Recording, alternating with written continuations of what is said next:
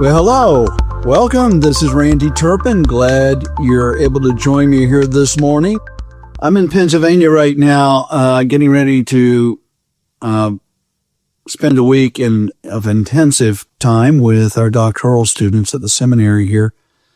And I realized I have to get a podcast episode out for tomorrow morning, 5 a.m. with Dr. Randy Turpin.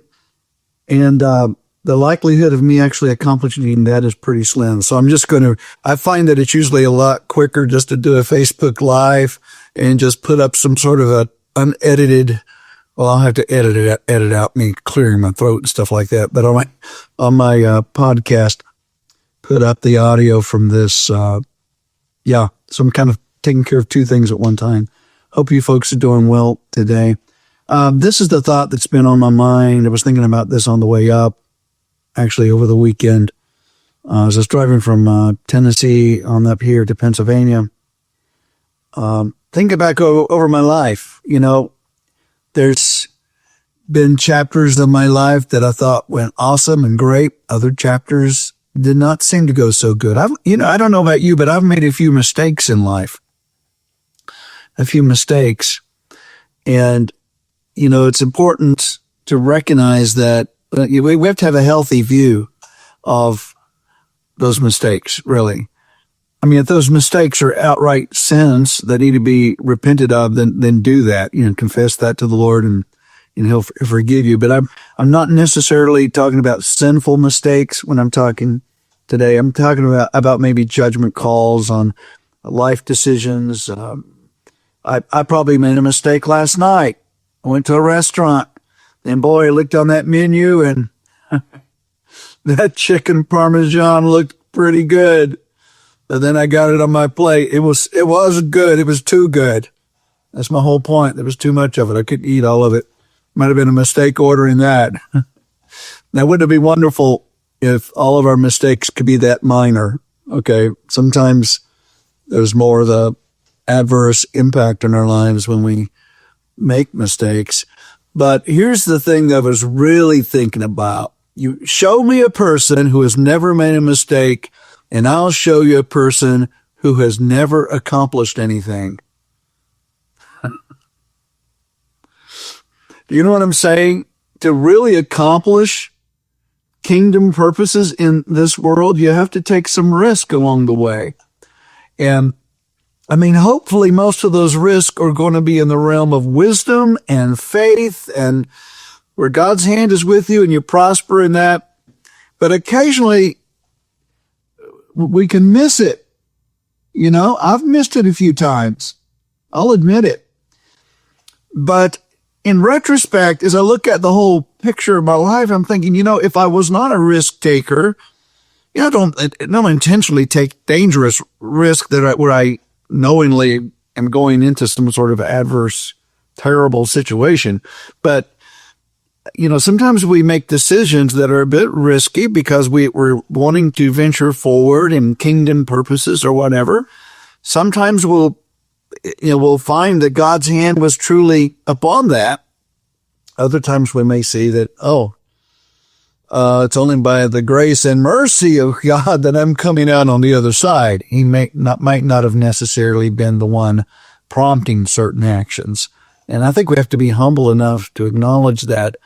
But I at the outset here, what I want to encourage is don't be reluctant to be a risk taker, taking calculated risk, where you know that what you might do, some decision you might make may not be a popular decision. It might not be something that others will look at favorably. You got to be careful of what I'm saying here because you got to be careful not to step outside of wise counsel and all of that. But still, I think you know what I'm talking about. Occasionally, you may make a ministry decision or life decision that you're just doing the best you can to make the best decisions you can. And you may make mistakes at it. Just be humble enough to admit it. But what I'm really looking at biblically in Matthew chapter 25, verses 14 through 30, that's where the parable of the talents is when Jesus was talking in the Gospels. And I'm not going to go into the whole thing. That's quite a lengthy passage of scripture, but I'm focusing mainly on the servant. There was this man who had these servants. He had to go away, so he entrusted his servants with some money. These units of money were called talents. And they were supposed to invest and use these wisely, but there was this one servant that was afraid he was going to mess up if he invested it, the money he was given. So what did he do? He buried it. And then when the master came back and said, okay, guys, show me what you did with what I entrusted to your care, this one guy who had buried his talent, he said, well, I was kind of afraid I might mess up with it. And really the master was not all that pleased that this fella had buried his talent. And he would have rather seen his servant take the risk with it. And so that's really what I'm pointing on at here. It actually can be something that the Father really smiles favorably on when you're taking risk. I've heard Bill Johnson and other people say that faith is spelled R-I-S-K. I think I've even heard Randy Clark here at the seminary speak of it in those terms. But I'm just going to quickly share with you a few scriptures, and this is going to be kind of short here today, all right? But in Proverbs chapter 3, verses 5 through 6, that's where we read, trust in the Lord with all your heart. Lean not on your own understanding. In all your ways submit to him, and he will make your paths straight. Now, in the context of what we're talking about here today, I believe that this speaks to us in our risk-taking when we're taking risk in obedience rather than just always playing it safe. Obedience is always the best direction to take, right? Even at the risk of making a mistake in our human attempt to obey the Lord, he's always pleased with obedience and us moving in that direction in faith. Joshua chapter 1 verse 9 says, be strong and courageous. Do not be afraid. Do not be discouraged. For the Lord your God will be with you wherever you go. I want to encourage you in that today.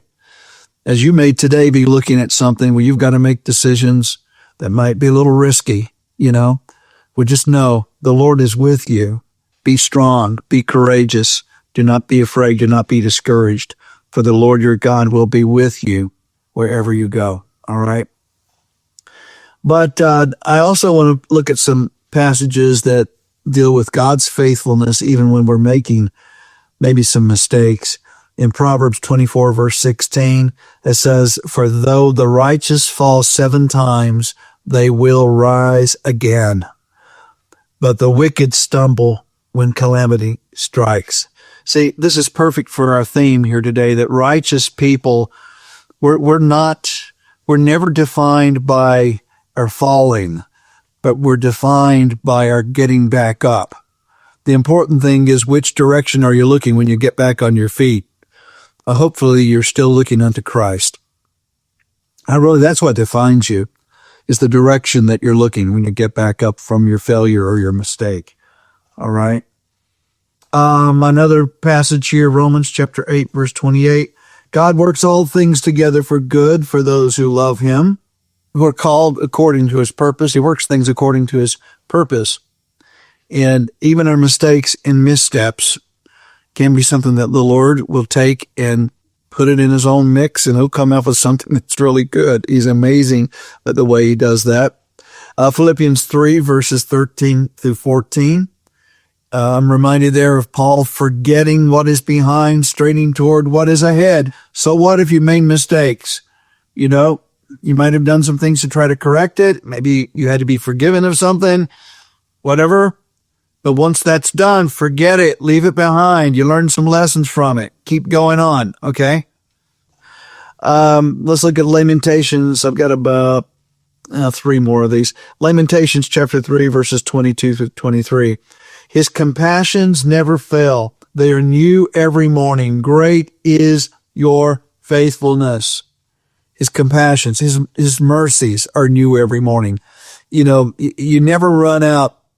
You never do run out of the love of God. he loved you a lot yesterday. He helped you through a lot of messes, maybe.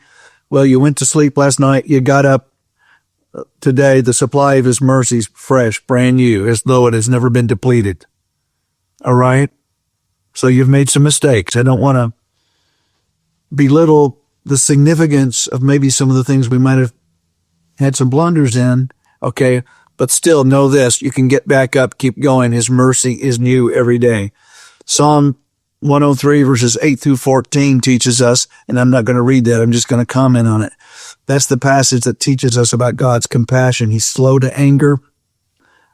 He removes our transgressions as far as the east is from the west. That's the God we serve. That's his heart for you today. 2 Timothy chapter 2 verse 13 encourages us by saying, if we are faithless, he remains faithful, for he cannot disown himself. And I'm reminded over the last 7 years, some of you have heard my testimony of healing, the healing breakthrough I had on September 7th from an affliction that I'd had for 7 years. Well, during that 7-year period, there were times the Lord, in a very gentle way of correcting me, said, Randy, you've stopped believing. You have stopped believing. Here I am as a guy trying to lead in ministry, as a pastor, as an educator, and the Lord saying, you've stopped believing. Now, I didn't stop believing in God or that there was a God, or I didn't even doubt that he was good. But what I did stop believing was that there was any kind of a significant future for me. I felt like any future that I might have had, that it was kind of ruined. But I had stopped believing that the goodness of God would show up in that way in my life. So the Lord rebuked me on that. He said, you've stopped believing, Randy. And I think that might have been part of why the enemy had such a foothold with that affliction in my life for 7 years. For 7 years, until September 7th. Okay? So this is all part of admitting our mistakes we've made. But God is merciful. He's merciful. His compassions never fail, as I just read in Lamentations. And his mercies are new every morning. So he's ready to give you a fresh start today. And there's plenty of examples in the Bible. Think about this. Peter, Simon Peter, he had Jesus called him to be his disciple. Not many people got called to walk with Jesus in those days. There's 12 of them that walked real close with him.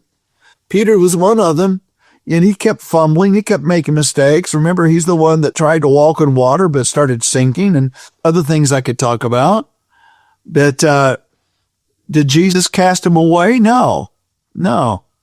Then there's Moses that God was raising up to be a leader of the Hebrews out of bondage. And I don't have time to get into the mistakes he made. He killed an Egyptian. He struck a rock to produce water when God just said, speak to it. Things like this. And he suffered personally some of the consequences for it, but still the Lord powerfully worked through him. I think of David in the Bible, who's known as a man after God's heart. Jesus ended up descending from David. David accomplished so much good. Gave us the book of Psalms, most of it anyway, and so much good, but still he was a man who had sins in his life that he had to be forgiven of. He made some huge blunders. We would have cast, if it was up to you and me, we would have cast David aside a long time ago, but not God. God didn't. And we think about Abraham. You realize Abraham lied about who Sarah was, his wife? Said, she's my sister. I'm going to get into why he did that, but still, Abraham is regarded as the father of faith, the friend of God. So I could go into a lot more examples of that. But the whole theme here is, and what I want the takeaway to be, is it doesn't matter. It doesn't matter what your mistakes have been. Even if they were sinful mistakes, not all mistakes are sinful, as I said. Some are just miscalculations that we may make in life. But our sinful mistakes, you can be forgiven of that. You can be healed of that. You don't have to live forever with the consequences Well, I'm sorry to say, but you may have to live with some of the consequences as far as this world is concerned, but I mean on into eternity. That doesn't have to stick to you, with you. And God is a merciful God even here in this life, helping you and me to still live an abundant life fulfilling his purpose, even if you've committed sinful mistakes. Yes, there's still hope for you and me and all of us. But then there's those other mistakes that aren't necessarily sinful mistakes, just miscalculations, like last night, me ordering that chicken parmesan. A huge portion. I didn't eat all of it, but still, probably could have gone with something different. But boy, I tell you, that tomato-based sauce and stuff looked pretty good, and kind of gave in to the flesh there a little bit, I guess. But anyway, even that, kind of learn from it and be a little more discerning looking on the menu, Randy. But enough of all of that. I hope you've found something encouraging here. If you've hit times where you felt like, man, I'm just in a pattern of making one mistake after another, may the Lord's hand be upon you, may extend favor upon your life today. Know that he is merciful. Know that. Be reminded of that. Receive his forgiveness. Receive his strength. Receive his wisdom. Learn from your mistakes. Don't look back. Keep going forward. Okay. God bless you. And those of you who are joining me here for the 5 a.m. with Dr. Randy Turpin podcast, thank you for following me. If you haven't followed, follow, subscribe, share, all that stuff that helps all the algorithm stuff is greatly appreciated. Well, have a glorious day in Jesus. God bless you.